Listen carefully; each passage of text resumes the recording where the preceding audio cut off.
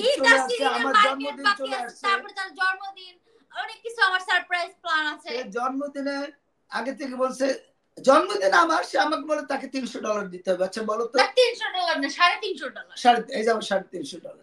জন্মদিন আমার, আমাকে সে টাকা দিবে, আমি তাকে কেন টাকা দেবো? সিরিয়াস কোনো কিছু হলে সে ওই রুমে থাকবে, আমি এই রুমে থাকবো। এটা হয় নাই এখন পর্যন্ত। আমি তাকে আমাদের সিরিয়াস না, সিরিয়াস কোনো কিছু হলে আমি তাকে বলি এখন আমি কল দিব আমার বন্ধু বান্ধবরে, আমি চলে যাচ্ছি বন্ধু বান্ধব। আমি বলি সুটকেস গুছিয়ে দেই, হ্যাঁ সুন্দর করে তুমি চলে যাও। ইগোটা এমন একটা জিনিস যে যার যত বেশি ইগো থাকে সে দেখবে আলটিমেটলি নট হ্যাপি পারসন।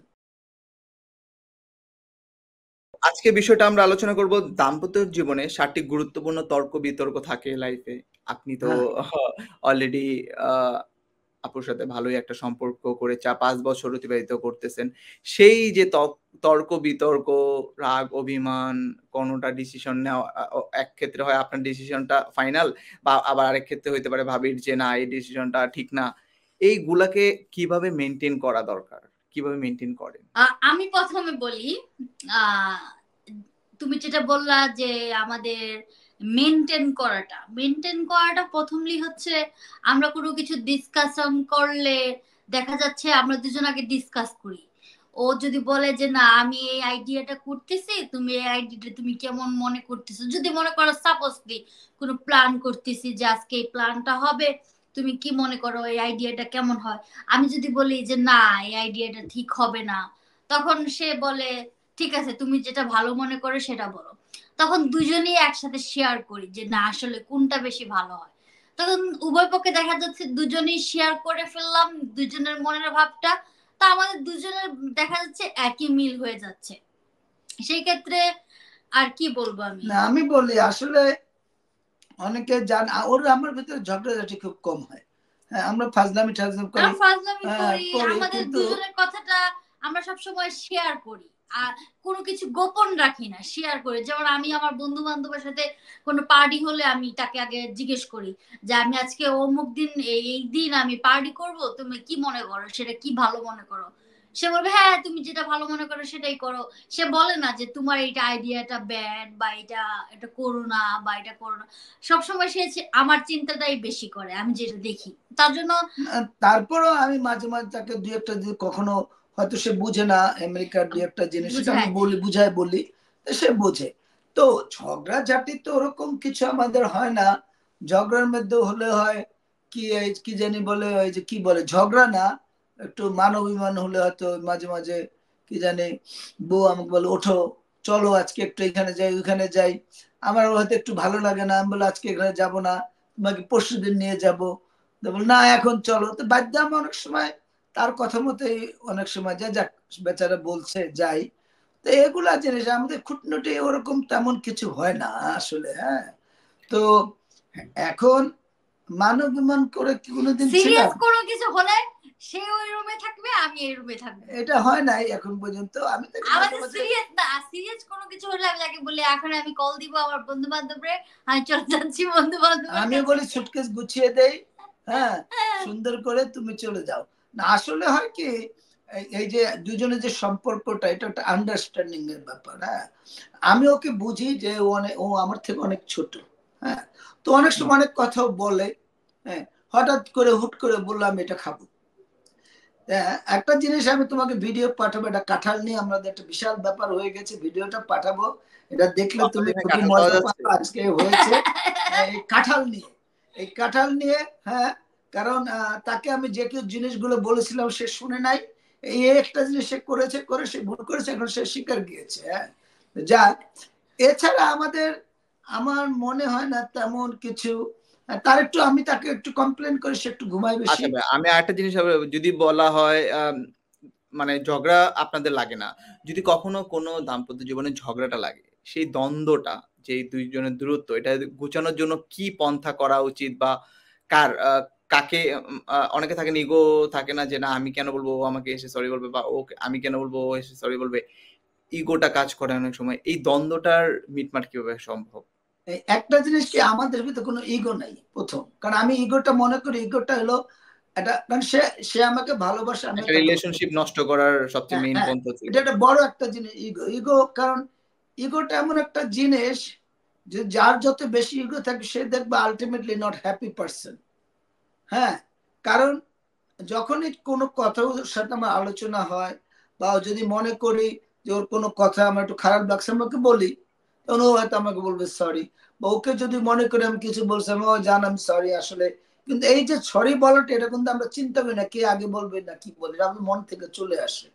হ্যাঁ, তো আমি সবাইকে একটা জিনিস বলে আসছি অনেক থেকে যে জীবনে আমাদের অনেকের ধারণা আছে, ছেলেদের ম্যাক্সিমাম ধারণা যে বিয়ে করলে বউ হবে, ঘরে থাকবে, রান্না বান্না করবে, হ্যাঁ, জামাই যা ইচ্ছা তাই করবে, রাত 12টা পর্যন্ত বাইরে থাকবে, 2টা পর্যন্ত বাইরে থাকবে, যেটা হয় আমাদের দেশে অনেকেই হয়। হ্যাঁ, হ্যাঁ, বউ কিছু বলতে পারবে না, এই জিনিসটা কারণে এখন অনেকে আমাদের কিন্তু কিছু মেয়ে আছে যারা মনে করে যে এটাই ঠিক, জামাই যে ওটা বলবো ওটা মেনে নিতে হবে, ওটা মেনে নিয়ে মাথা পিছু করে আমার বাকি জীবনটা চালিয়ে নিতে হবে। এটা আসলে কিন্তু ঠিক, এরকম তো সেও না, মানুষ ভবিষ্যৎ পরিকল্পনা, একটা হ্যাঁ, ভবিষ্যৎ পরিকল্পনা এরকম তো ঠিক হওয়ার কথা না। একটা ভবিষ্যৎ পরিকল্পনা তো রাখা মানে উচিত। হ্যাঁ, তো সেজন্যই বলি যে সম্পর্কটা যত ভালো হবে, সম্পর্ক যে শক্ত হবে, তোমার ভবিষ্যৎ যখন আর বড় হবে তোমার, কারণ আমি জানি যে অনেকেই হয়তো সামনাসামনি দেখায় যে বউ হাজবেন্ড হ্যাপি আছে কিন্তু ভিতরে সবসময় ঝগড়া লেগে আছে, এটা আমি জানি অনেকের আছে, আমরা তো কিছু খবর পাই। কিন্তু আমাদের ভিতরে কিন্তু যেটা যেটা যদি একটু ও মাঝে মাঝে একটু রাগের ভিতরে রাগ করে, ও একটু বলে আমি এটা খাবো, আমি ওটা খাবো, হ্যাঁ, আমি যেটা এই জায়গায় যাবো, আমি ওগুলো করি। হ্যাঁ, মাঝে মাঝে ওকে একটু ফাজলামি করে দোকানে গেলেও বলে এই আমাকে এই মজাটা কিনে দাও, এই মজা, সে শুধু মজা খেতে চায়। আমি কি তুমি কি এখনো বাচ্চা মানুষ? হ্যাঁ, তুমি কি বড় হও নাই? বা না আমি এখন বড় হই নাই। আবার যখন বড় কোনো কিছু আসবে তখন আমি এখন বড় হয়েছি না, তখন আমি বলি তুমি না বললা সেদিন তুমি বাচ্চা মানুষ। তো আমাদের ভিতরে আসলে আমি যেটা মনে করি রেসপেক্ট, হ্যাঁ, একটা শ্রদ্ধাশীল ব্যাপারটা যেটা আমার ওর ভিতরে একটা আছে, ও আমাকে অনেক শ্রদ্ধা করে, আমি ওকে অনেক শ্রদ্ধা করি, যার জন্য এই জিনিসটা আমাদের ভিতরে ওই যে ইগো জিনিসটা নেই।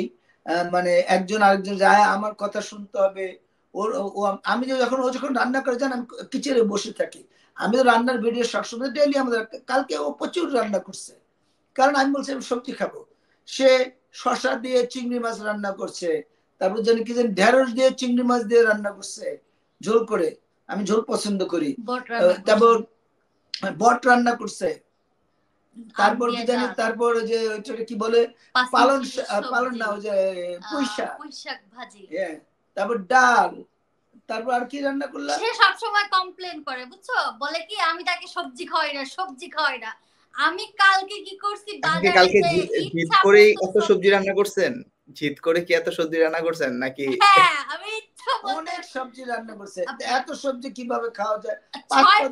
6 পদের তরকারি রান্না করা হয়েছে, পুঁইশাক ভাজি করা হয়েছে, ভেন্ডি দিয়ে চিংড়ি মাছ রান্না করেছে, পাঁচমিশালি সবজি পাকানো হয়েছে, ওটার ভিতরে আছে মিষ্টি কুমড়া, বেগুন, আলু, তারপরে বটবডি, ওইটার ভিতরে এত কিছু আছে। তারপরে আবার তার জন্য বট রান্না করছি, আম দিয়ে ডাল রান্না করছি, তারপরে শশা তরকারি রান্না করছি, হ্যাঁ, চিংড়ি মাছ দিয়ে, তারপরে কি করেছে জানি আর তো তারপর সে আবার কালকে মিষ্টি আলু পুড়েছে, মিষ্টি আলু ওভেনে করে মিষ্টি আলু দিয়েও মিষ্টি আলু বানিয়েছে, অনেক কাজ করেছে কালকে। তা আমি এই যখনই রান্না বান্না আমি ওখানে রান্না করে ওর সাথে বসে থাকি, না সে বিছনায় শুয়ে থাকলে আমি তাকে ডাকি, এই তুমি আসো না, আসে এখানে বসো, আমি এসে ও বসলে আমার ভালো লাগে, ওর সাথে যে পেচাল পারি, ও আমার সাথে জ্ঞান জ্ঞান করে, আর জ্ঞান জ্ঞান গুলো আমার ভালো লাগে। আচ্ছা, এটা তো গেল একটা ইস্যু। আরেকটা ইস্যু হচ্ছে যে ভাইয়া বিয়ের পরে তো দুজন একসাথে থাকা, টাকা পয়সা হিসাবটা, যেমন আগে আপনি সিঙ্গেল ছিলেন, টাকা পয়সা হিসাব আপনারই থাকতো, আপনার টাকা আপনার, কার্ড সবকিছু আপনার। এই যে বিয়ের পরে এই তদারকিটা কে ধরে, যে কত টাকা ইনকাম হচ্ছে, কিভাবে খরচ হবে, কোনভাবে কি, কোন খাতে কি খরচ হবে, কোন খাতে কি ইনভেস্টমেন্ট হবে, এটার তদারকিটা আমি ওর কাছ থেকে কখনো ওই টাকার হিসাবটা নেই নে, এটা সত্যি কথা।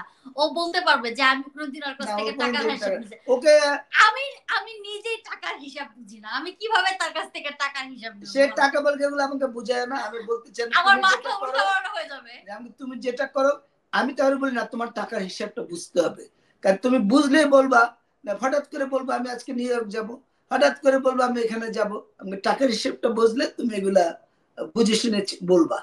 তো সে আসলে আমার করতে চায় যখন যেটা লাগে আমি তাকে বলে দেই, আমার আমার এই দিন আমার এই টাকাটা লাগবে, এটা আমার দিতেই হবে, এটা আমি তোমার কাছ থেকে পাই।